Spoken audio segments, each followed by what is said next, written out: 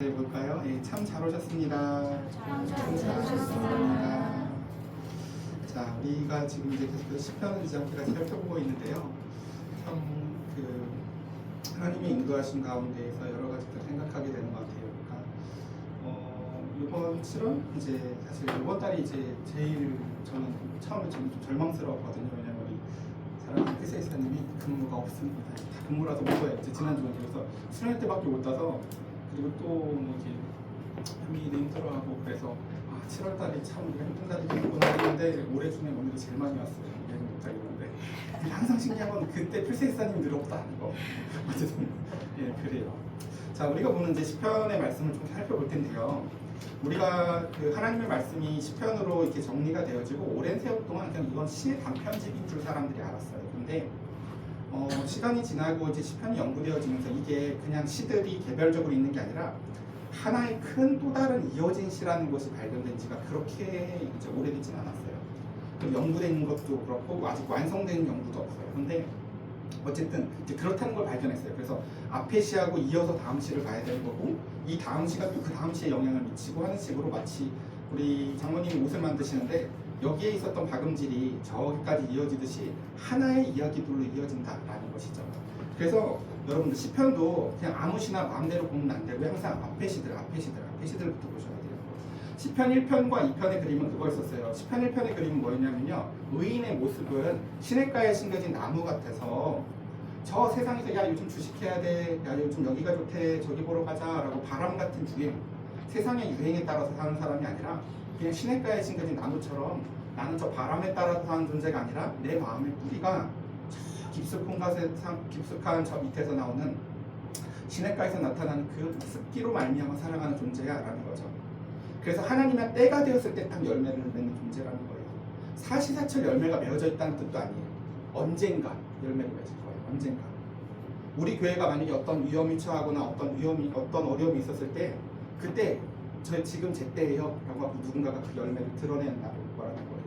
그게 하나님의 일하시는 방식이고, 반면에 악인들은 어때요? 요즘 이게 좋대 하면 저쪽으로 가고 요즘은 또 저걸 해야 된대 라고 저렇게 하면서 자신의 인생에 무엇이 없냐면은 아까 우리 미연이랑 그런 대화를 했는데 무게가 없어요. 그 큰 그림, 미연이한테 말했던 표현으로는 큰 그림, 내 인생에 무게가 없으니까 하나님한테 심판을 받는 게 너 왜 이렇게 나쁜 짓을 많이 했니? 너 왜 이렇게 죄를 많이 졌니? 가 아니라 사실은 너는 아무 무게가 없이 살았지 않니? 이게 의인과 악인의 차이예요. 자, 그러면서 이제 그 앞에 이야기들은 제가 다 이제 생략할게요. 우리 큐티를 충분히 했으니까. 자, 그럼 이제 9편부터 한번 얘기를 해볼게요. 이건 이렇게 12편이니까 12편 주변만 볼게요. 9편, 10편이 뭐였냐면 9편에는 이런 거였었어요. 그 히브리어 알파벳 알렙으로 시작해가지고 마치 여러분 그 너무 사랑해서 한 사람한테 그 단어나 아니면 그 기억 니은 디귿 이런 식으로 사랑을 고백해 본 적 있는지 모르겠어요. 그래서 그 우리가 큐티 시간에도 그런 얘기를 전에 말씀드렸는데 우리 아이들 노래 중에 그런 거 있거든요. 1초라도 안 보이면 2 이렇게 보고픈데 3초는 어떻게 기다려? 2야 4 사랑해 널 사랑해 5 오늘도 말할 거야 60억 인구 중에 이거 몰라요? 지금 내가 이 노래를 내가 여기서 부르고 싶겠어요. 지금 내가 가르치고 싶은 게 그게 아니잖아, 그렇죠? 한 사람을 생각하면서 숫자를 아무리 바꿔도 내 마음은 너로 꽉 차 있어 라는 걸 이런 식으로 표현하는 거라고요. 시편 9편이 그래요. 근데 그러다가 10편 9편은 그런데 10절에서부터 그게 다 아그라져요. 갑자기 저기서 운을 띄우는데 운도 안 따라가요. 몰라. 왜냐면 내 현실이 그렇지가 않아요. 그걸 그렇게 표현을 해내요. 운을 띄우는데 운을 따라가지 않는 방식으로.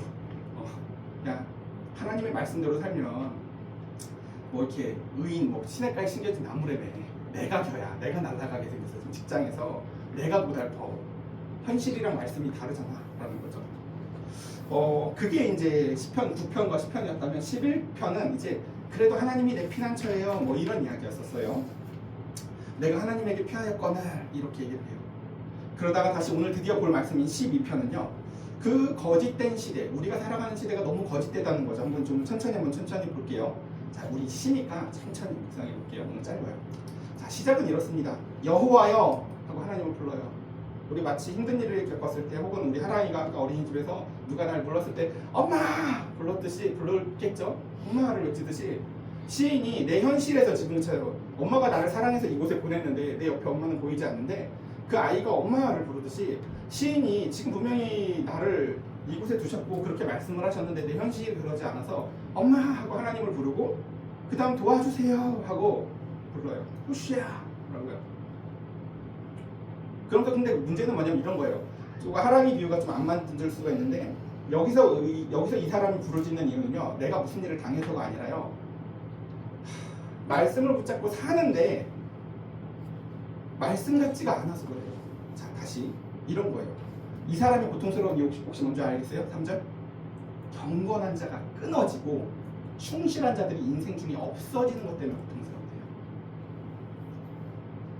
갑자기 문구가 나랑 상관없는 뭐 그게 뭘 고통스러워. 원성이 듣고 고통스럽으니까 이럴 수 있는데 그렇지 않아. 이게 왜 그러냐면은 자기가 말씀을 붙들고 사는데, 자 이렇게 생각을 해봅시다. 우리가 말씀을 붙들고 사는데 직장에서 직원이 100명인데 말씀 붙들고 사는 사람 3명이 생겼다고 쳐보자고요. 너도 그렇게 사는구나, 나도 그렇게 사는구나. 근데 직장생활 가운데서 말씀을 붙들고 사는 사람 중에 정말 성실하고 진실하고 누가 보지 않아도 하나님 앞에서 정말 경건하게 일을 하는 그 동료가 있는데, 그 사람들에게만 자꾸 위에서 압박이 들어오고 그 사람들이 자꾸 모욕을 하고 그 사람들만 계속 괴롭히는 일이 생기는 거예요. 그래서 직장에서 이제 그 사람이 꺾여져 나갈 것 같은 거예요. 끊어질 것 같은 거예요. 그래서 그림이 뭐냐면 마치 이 바람에 끊어져 버린 나무처럼. 그러니까 그 사람이 계속 이렇게 얘기하는 거죠. 내 직장에서 그 의인이 고난을 받는데, 이제 지혜가라고 해볼게요. 지혜 직장에서 의인이 고난을 받는데 그 고난을 받는 의인이 지혜한테 와서 그런 거지. 나 이제 여기 더 못 다니겠어. 나한테만 자꾸 저러나 모르겠다. 내가 하지도 않는 일들을 자꾸 했다고 하고 나를 이렇게 공격하는데 나 정말 미쳐버리겠다 라고 하는 거예요. 그러니까 그 모습을 보면서 지혜 같은 사람들이 이제 기도를 하는 거죠. 하나님, 내가 너무 고통스러워요. 왜? 의인과 경건한 자가 저렇게 끊어져서 궁극적으로, 자, 이제 우리 여러분들 직장 생활에서 그런 경우는 보세요. 이 몇 사람이 빠지고 나면 나머지는 내가 생각하기에 좀 다 별로인 사람들이거든. 그 사람들만 남은 채로 정말 좋고 정말 훌륭한 사람들, 정말 성실한 사람들, 정말 신실한 사람들, 진실한 사람들은 이 직장에서 다 떠나갈 것 같고 다 떠나가지고 자꾸, 그러니까 이게 어떻게 될 거냐면 이렇게 황폐한 숲처럼 될 것 같은 거예요. 이 직장이, 내가 있는 이 공동체가. 하나님, 왜 세상이 이래요? 아니, 시냇가에 심겨진 나무라면서요. 나무 다 부러져요 지금. 바람에 나는 겨울하면서요. 태풍이에요. 내가 사는 현실이 그렇지 않잖아요 하나님 하고, 이 시인의 고통은 뭐라고요? 개인적인 무슨 일 때문이 아니라 말씀을 붙들고 사는데 그 말씀과 다른 현실 때문이에요. 왜 이렇지? 그러니까 말씀 붙들고 안 살아봤으면 일단 10편은 들어오기가 힘들다. 일단 말씀 붙들고 살아가셔야 돼요. 살아보면 그러면 그래요. 자, 다시 본문으로 넘어올게요. 이걸로 인해서 이제 너무 고통스럽자. 2절. 이제 그들이 이웃에게 각기 거짓을 말한대요. 그리고 아첨하는 입술과 두 마음을 가지고 말을 해요. 그 공동체가 어떻다고요? 거짓을 말한다, 거짓말을 한다는 뜻이 아니라 헛된 말들로 가득한 거예요. 그 직장생활, 이거 우리 여기 일본어 전문가가 계셔서 제가 좀 쓰기 애매한데, 타테마에라고, 그러니까 그냥 형식적인 말이거든요 이게. 그러니까 그래서 좋은 아침, 하나도 안 좋아 사실.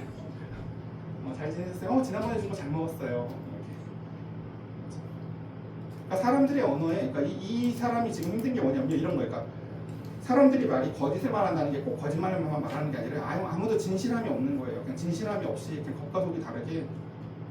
미연이도 아침에, 미연이도 감도 사람들이 반갑지 않잖아 그렇게까지. 그치? 나도 피곤해 죽겠는데. 근데 그냥 형식적으로 말을 하는 거고 저 사람들도 형식적으로 말을 하는 거고, 그렇게 진실함이 없어. 근데 한번 그 직장에 진실함이 있는 사람이 한번 생각이 있다고 생각을 해보세요. 진실함이 있는 사람이 잘 지냈어 미연아. 그럼 진실함이 없는 사람 되면요, 얘가 요즘은 월요일 아침부터 재수 없게 돼요. 짜증나세요. 좋긴 뭐가 좋아. 사람들은 다 이렇게 겉과 속이 다른데 겉과 속이 안 다른 진실한 사람들 몇이에요. 그 직장에서 무지 고통스러운 거예요.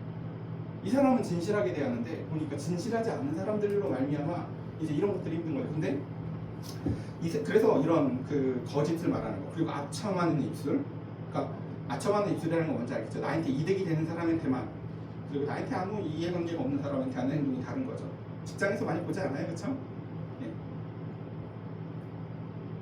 저도 예전에 병원들 가보면 되게 그 간호사분들을 그런 태도 많이 봤거든요. 의사 같으면 교수님 하면서 막 난리가 나요. 그러다 이제 또 조무사 대하는 태도는 되게 달라요. 자기 위에 사람, 자기 아래 사람 이런 것들 있잖아요. 그리고 두 마음으로 말을 하니까 마음이 두 개 있다는 게 여러분 얼마나 이상한 건지 아세요? 마음이 두 개래 사람. 그러니까 겉으로 하는 말에 진실함이 하나도 없는 거예요. 늘 마치 뭐 정치인들 그런 얘기죠. 존경하는 누구누구 의원님 이렇게 그죠? 뭘 존경을 합니까? 근데 문제는 뭐냐면 이게 우리의 직장에서뿐만이 아니라 우리의 교회 안에서 우리가 사는 사회 안에서 사실 만연하다는 거죠.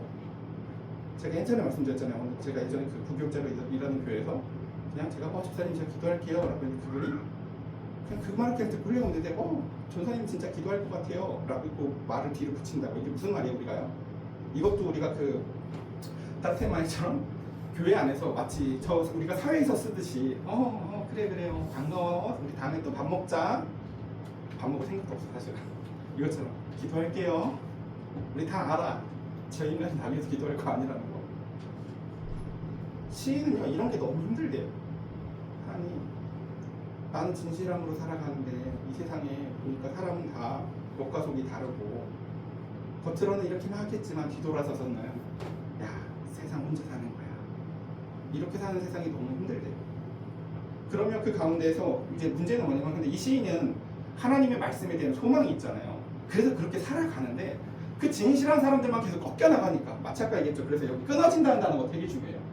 태풍에 그 나무가 끊어지듯이 막 그 사람이 끊어지는 게 내 옆에서 막 너무 고통스러운 거야. 이 사람이. 나 이제 좀 신앙생활 좀 열심히 해보려고 하는데 그러자 여호와께서 모든 악청하는 입술과 자랑하는 혀를 뭐 하신다? 끊으신다. 아까 뭐가 끊어질 것 같았다고요? 의인의 마음이 끊어질 것 같았어요. 내가 이 직장 더 못 다니겠고 난 이렇게 사는 게 정말 맞나 모르겠다. 하나님이 계시다면 나 어떻게 이렇게 놔둘 수가 있니? 라고 이 고통스러운 사람의 마음이 끊어질 것 같은데 하나님은 그것에 대해서 이렇게 얘기를 하세요. 끊어지는 건 너의 마음이 아니라 내가 저 거짓된 입술들을 끊어버릴 거야. 저 겉과 속이 다르고 저 위선적인 저 말들을 내가 끊을 거야. 끊는 분은 하나님이야. 라고 말씀하세요. 그리고 끊을 대상이 의인의 마음이 아니라 거짓된 입술들이야. 내가 저걸 끊을 거야. 라고 말하죠. 그러면서 그들이 말하기를 우리의 혀가 이길이라. 다시 이제 그 카메라의 렌즈가 그 오만하고 겉과 속이 다른 세상 사람들의 마음속으로 들어가요. 그 사람들의 마음속엔 이런 말들이 가득하대요. 우리 혀가 이겨. 이 혀라는 말이 무슨 뜻인지 알겠어요? 우리의 언어, 우리 말, 우리의 존재. 야 우리가 이겨. 우리의 입술은 우리의 것이니 우리를 주관할 자가 누구리요? 이거 언어적으로 너무 좀 번역을 하셔야 돼요. 시편을 누가 좀 다시 번역했으면 좋겠어요. 누가 이런 말을 쓰겠죠? 이걸 그냥 우리말로 좀 바꿔보면은 야 내 말이 이겨. 야 내가 내 말이 훨씬 더 영향력이 있지. 네 말을 믿겠냐? 내 말을 믿겠냐? 야 누가 내 인생인데 내 인생은 누가 맘대로 해. 내 인생 내 거지. 라고 시인은 이렇게 얘기해요. 이 악인들의 마음이 못하고요. 악인들의 마음이 지금 이렇게 막 악이 있어요. 악인이 대단한 악이 있는 존재들이 아니에요. 그냥 악인은 어떤 존재예요? 내 인생 내 거야 라고 하는 존재가 악인이에요. 하나님이 뭔데 내 인생을 뭐라고 해요? 내 인생 내 거야. 여러분들 우리 안에 있는 악을 확인시켜드릴 방법이 있어요. 자기가 그렇게 자기가 엄청 지혜롭다고 생각이 들어요. 그러니까 말싸움하면 다 이길 것 같고 막 그 어두운에서 나는 내 나름 논리가 있거든. 그러니까 내가 말하면 다 이길 것 같아요. 막. 악인들이 그렇게 생각을 해요. 그러니까 내 입술이 다 이길 것 같아요. 뭐야? 제가 얘기했죠. 제가 예전에 그 롯데에 잠깐 다닐 때 그 성경으로 못 이긴 사람이 한 사람이 있어요. 내가 이 사람으로. 근데 이 사람이 성경은 세계의 역사를 다루는 책이래요. 나한테 성경을 가지고 설명을 하는데 이 사람은 이길 방법이 없어요. 왜냐면 이 사람은 성경을 한 번도 안 읽는 사람이에요. 근데 어디 이단 교회에 가가지고 자기 여자친구가 이단에 다녔었는데 거기에 따라갔었대요. 그래서 거기서 무슨 이야기를 듣고 와서 그 교회를 욕하면서도 동시에 거기서 들은 말을 나한테 해주는 거야. 근데 내가 이 사람을 설득할 방법이 없어. 아무리 설명해도 왜? 읽은 적이 없는 사람이니까 어떻게 이겨 이 사람을. 성경을 읽은 적이 없는데 자기는 그래도 그렇게 믿을 거래. 성경은 세계의 역사를 다루는 책이에요. 못 이겨요. 자기는 어디 가서 이제 이렇게 얘기할 거야. 내가 목사도 이겼어. 이럴 수 있어요. 그 사람은 어떻게 이깁니까? 어둔한 사람들은요. 그래서 자기가 지혜로운 줄 알아요. 근데 그것에 대해서 모자라. 여호와의 말씀에 여러분 시편에 이런 게 잘 없어요. 시편은요 사람이 난리쳐도 하나님이 응답하는 경우가 그렇게 많지 않거든요. 근데 이 사람이 지금 의인이 고통받고 하나님 앞에 부르짖던 이유가 뭐예요? 또 다른 내 주변에 있는 의인의 고통을 보고 하나님한테 막 부르짖잖아요. 하나님 말씀을 붙잡고 살아가는데 말씀 같지가 않잖아요 이 세상이 하고 고발을 하면서 하나님한테 막 따지니까 드디어 하나님이 직접 이렇게 얘기를 하세요. 여호와의 말씀에 가련한 자들의 눌림과 궁핍한 자들의 탄식으로 말미암아 내가 일어나라 라고 말씀하세요. 하나님이 지금 이런 거예요. 그러니까 자 다시 읽어볼게요. 자 이게 우리가 살아가는 삶의 무대예요. 직장에서 좋은 사람들만 맨날 타깃이 돼서 다 쫓겨나. 그리고 고통을 받아. 그러자 이 사람이 다른 사람은 몰라도 난 진짜로 하나님 말씀 믿는데 하고 하나님한테 막 부르짖어요. 그러니까 여기 악인들이 얘기해요. 야 기도를 눈 감고 멍청이냐? 야 눈 감고 기도한다고 뭐 세상이 바뀌냐? 세상이 그렇게 말랑말랑해? 두 손으로 눈 뜨고 살아도 속임당하는 게 세상인데 무슨 교회를 가? 인생이 그렇게 한 거 아니야? 라고 이 조롱받는 이 사람에게 마치 이게 우리의 인생의 무대의 전문줄 알았는데 갑자기 무대를 커튼을 싹 걷어치면서 밖에서 뒤에서 감독이 나오는 거예요. 그리고 이 모든 무대를 꾸미고 있는 게 바로 너희들이 아니라 나야 라고 하나님이 주장하세요. 그리고 하나님이 그들에게 이렇게 얘기하세요. 뭐라고? 내가 가련한 자들의 눌림과 궁핍한 자들의 탄식으로 말미암아 내가 나왔다. 그리고 내가 그들이 그토록 원하는 안전한 지대로 그들을 옮길 것이다 라고 하나님은 그들에게 약속을 해주십니다. 그러니까 하나님은요 어떤 지혜로운 사람의 논증에 의해서 나타나잖아요. 자 저기서 야 하나님 어디 있어 나와보라 그래. 하나님 이래서 안 나와요. 하나님 언제 나오신다고요? 그 가난한 자들이 심령이 가난한 자들이 말씀에 의지해서 하나님을 찾을 때 하나님은 무대의 커튼을 들이우시고 나타나세요. 그리고 말씀하세요. 그러자 그 가운데 이 시인이 이렇게 얘기합니다. 여호와의 말씀은 순결하며 흙 도가니에서 7번 단련하는 각도다.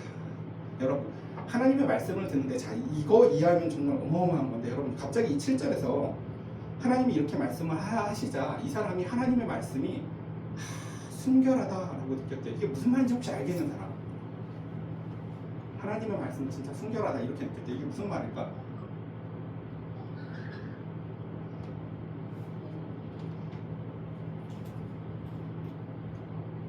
지금 아직 하나님이 해준 게 아무것도 없어요. 악인을 심판해 준 것도 아니고 상황을 바꿔준 것도 아니고 하나님이 해준 게 아무것도 없이 그냥 하나님이 상황에 대한 제 해석만 해줬어요. 내가 안전한 지대로 옮길 거야. 마치 제가 평안이한테 어음 발행하듯이 평안은 아빠가 너 절대 손해보지 않게 해줄 거야 하는 것처럼 상황 변한 건 없는데 하나님이 말을 이렇게 해주셨어요. 내가 너희를 안전한 데로 옮길 거야. 근데 그 말을 들은 이 시인이 하나님의 말씀은 참으로 순결하다 라고 느꼈대요. 이게 무슨 의미입니까?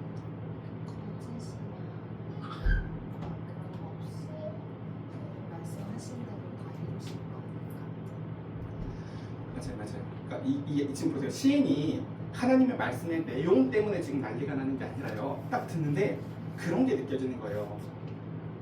사람은 늘 뭔가 첨가물이 많은 말들을 하고 살거든요. 내가 솔직히 말하면 일단 앞에 수식어가 들어가. 그리고 그 다음에 수많은 꾸미음들이 있어. 그리고 그 다음에 사람이 또 계산을 하죠. 근데 하나님의 말씀은 그 모든 게 없다는 거예요. 우리가 살아가는 세상은 그렇잖아요. 제가 늘 답답한 게 저는 물건 살 때 뒤에는 성분표를 되게 열심히 보거든요. 제가 아이들한테 햄을 맛있어서 먹이고 싶은데 우리나라에 시중에 파는 햄이 한 40 몇 종류 되는데 그 중에 그 나쁜 거 안 들어간 햄이 딱 한 종류 있었어요. 그게 롯데마트에만 팔았었는데 안 나온 지 한 6개월 1년 됐어요. 그거 하나밖에 없었어요. 그거 하나밖에 나쁜 거 안 들어간 게.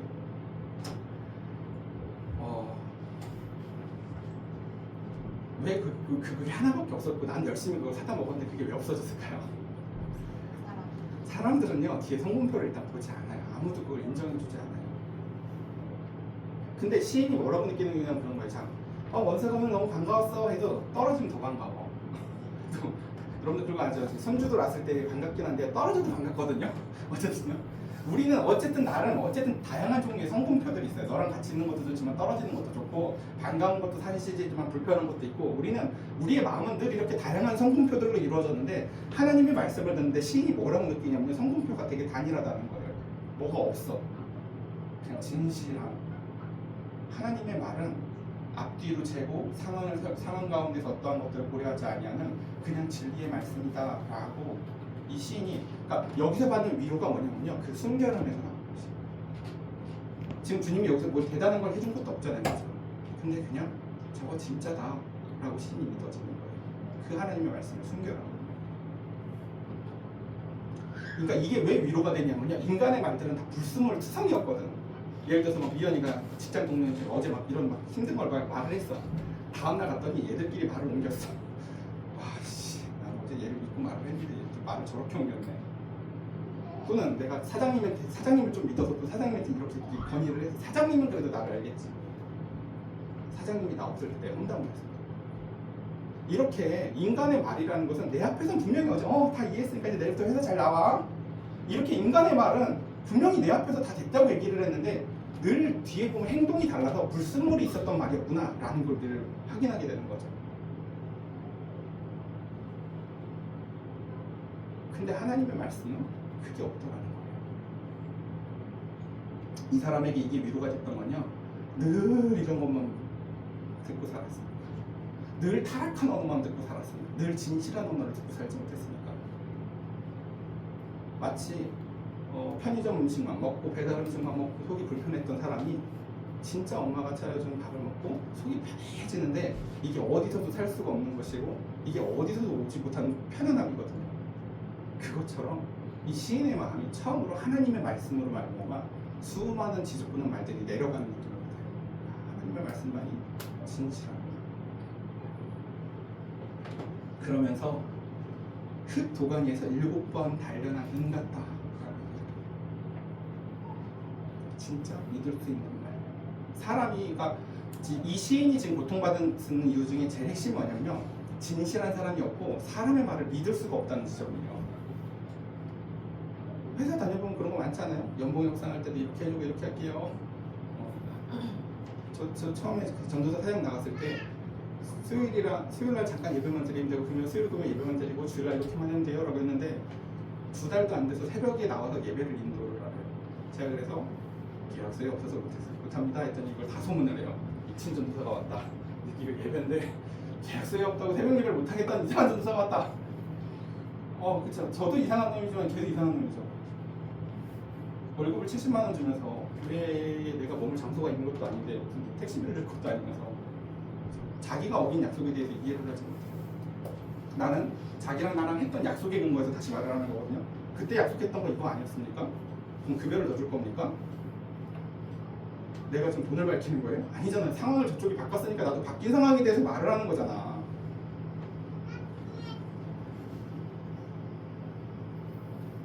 근데 되게 많은 사람들 같아요. 해야죠. 그럼요. 그리고 뒤에서 욕을 해요.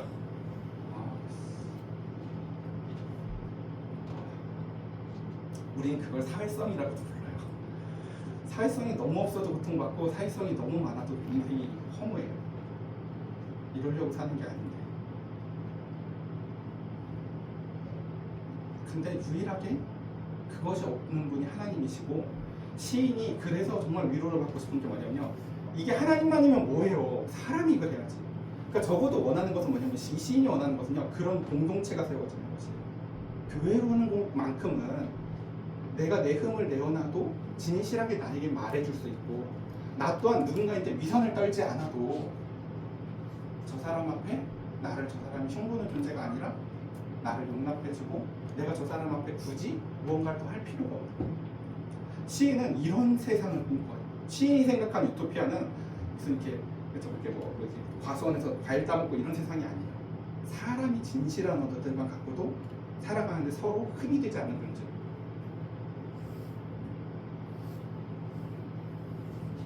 우리가 살아가는 세상은 얼마나 오해가 많은데요.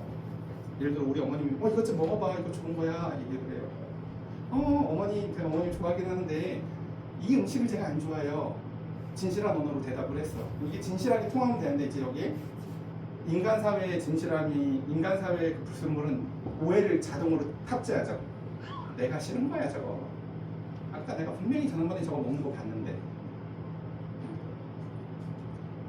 이게 시인이 살아가는 데 있어서 너무 고통스럽다라고 얘기해요. 자, 이제 거의 다 왔습니다. 7, 8절 마지막이에요. 그러면서 이렇게 얘기를 하세요. 여호와여 그들을 지키사 이 세대로부터 영혼까지 보존하시리이다. 시인의 소망이 너무 소박하죠. 뭐라고요? 하나님 아까 그 끊어질 것 같은 나무, 그 사람, 이 직장에서 지금 그만두겠다고 하는 그 사람, 의롭게 살아가는데 말씀대로 되지 않는다고 고통스러워하는 그 사람 하나님 지켜주시고 보존해주세요. 이 시에 제일 진짜 어머님이 자꾸 저 옛날에 뭐라고 하시는데 그렇게 하시면 안 돼요. 왜냐면 시가 그렇게 잘 봐요. 이렇게 하고 그렇죠. 하나님이 그렇게 하리로다 찬양하고 빠밤해야 은혜가 될 것 같잖아요. 이 시의 끝이 어떻게 끝나요? 비열함이 인생 중에 높임을 받을 때에 악인들이 곳곳에서 날뛰는다. 이게 시의 끝이에요. 무슨 뜻인지 아시겠어요? 하나님 앞에 기도하면서 하나님의 뜻이 뭔지는 깨달았는데 내 앞에 상황은 악인들이 날뛰는 상황은 아무것도 바뀌지 않더라.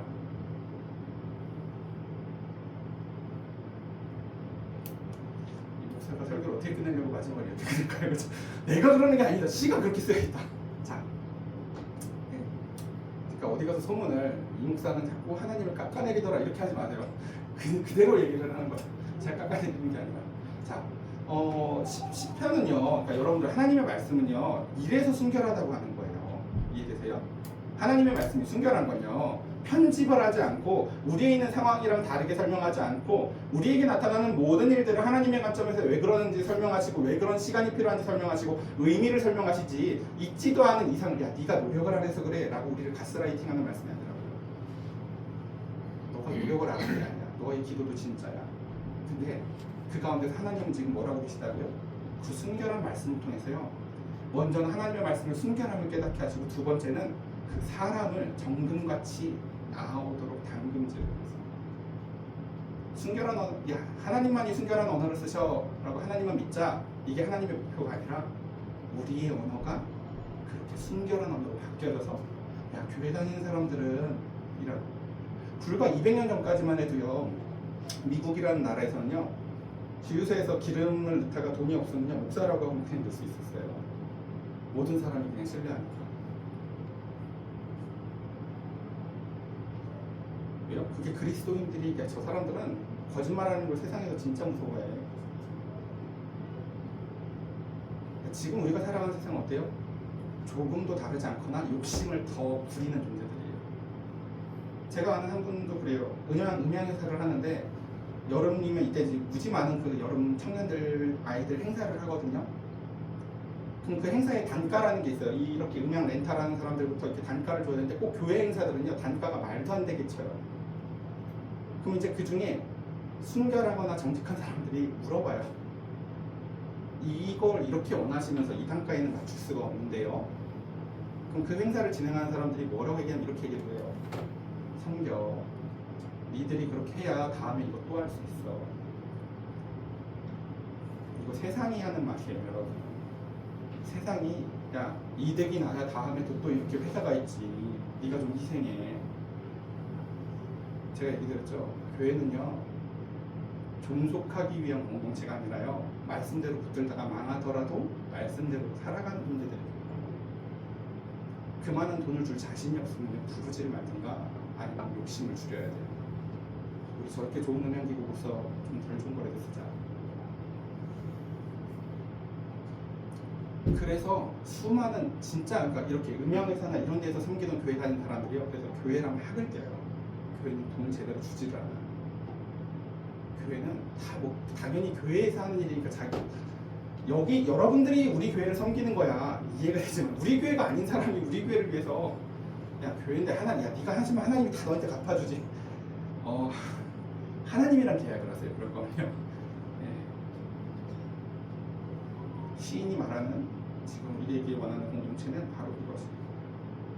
교회라는 곳이 또 다른 사회 같지 않았으면 좋겠다. 하나님이 진실하신 분인 것처럼 교회만큼은 나에게 진실을 말해주고 나 역시도 그 진실을 받아들이고 그 가운데에서 정말 겉과 속이 다르지 않을 수 있는 목욕탕 같이 내 옷에 내 겉모습과 허울들을 다 벗어버리고 들어와서 제가 이렇게 허접해요 라고 드러내도 다른 사람들이 부끄럽지 말라고 어떻게 해요? 자기도 멋지 나도 그래 라고 너나 나나 이게 시인이 이야기하고 하나님 우리에게 주시는 교회의 모습입니다. 말씀을 이제 정리해 보겠습니다. 우리는 사실 저는 제일 아름다운 구절인 아까 그 구절만 딱 뽑아서 설교할 수도 있어요. 하나님 이렇게 멋진 분입니다 라고요. 근데 저는 이게 그 시의 의도는 아니라고 생각해요. 이 시의 의도는 다 이야기하는 것 같아요. 그래, 그런 분이긴 해. 맞아, 그분만이 위로가 되기는 해. 근데 우리가 사는 세상이 그렇게 빨리 변하지는 않아. 여러분 이제 저도 이 시편을 계속 설교해야 되잖아요. 설교자로서 제일 난점이 뭔지 아세요? 나는 다 알고 있잖아. 저 뒤를요. 계속 이럴 거거든. 나 설교를 언제까지 이렇게 할까? 근데 시편을 150편까지요. 이렇게 해놨는데요. 멀리서 보면 이렇게 올라가고 있어요. 그래서 저 뒤에 가면 4권 말 5권 될 때부터 맨날 찬양하거든요. 이제 이 사람이요. 상황은 비슷한데 사람이 바뀌어요. 보면요. 여러분 누군가가 안 좋은 상황에 있다는 게 그 사람이 하나님을 잘못 믿는다는 게 아니에요. 말씀대로 저는 저와 여러분들에게 이런 소망이 있었으면 좋겠어요. 말씀대로 꼭 붙들고 살다가 망해도 좋으니 그대로 살아보는 진실함을 원하고 그렇게 사는 누군가를 위해서 하나님 앞에 저 사람 태풍에 부러지는 나무처럼 끊어지려고요. 붙들어 주세요 라고 하나님한테 호소해 보시고 그로 말미암아 고통받아봤으면 좋겠어요. 맨날 내 문제만 갖고 고통받는 것이 아니라 나 하나님의 말씀 붙잡고 사는 저 의인을 위해서 기도할 수 있고 그 의로운 하나님의 순결한 말씀으로 말미암아 내가 위로받고 그런 세상을 꿈꾸면서 우리 자녀들에게 물려줄 세상이 더 열심히 공부해서 너는 좀 더 엄마 보처럼 고생하지 말고 살아라가 아니라 세상의 사람의 말은 어쩔 수 없이 불순물이 있지만 하나님만이 그리고 그 교회에서만이 우리가 진리의 은혜를 경험할 수 있다는 것을 우리가 증명해내는 저와 여러분들 되셨으면 좋겠습니다. 제가 기도하겠습니다. 자비로우신 하나님 아버지, 이와 같이 허울과 겉과 속이 다른 것으로 가득한 이 세상을 말씀이 육신이 되어서 주님께서는 이 땅에 오셨습니다. 그 거짓 증언들과 나를 팔아나는 그 입맞춤을 다 감당하시며 주님은 십자가에서 그 조롱을 다 감당하셨습니다. 말씀이 육신이 되어서 이제 그 가운데서 그 부활로 말미암아 모든 것을 증명해내셨듯이 우리 사랑하는 성도들 하나님 앞에 부르짖을 때 주님 주의 순결한 말씀을 듣게 하소서.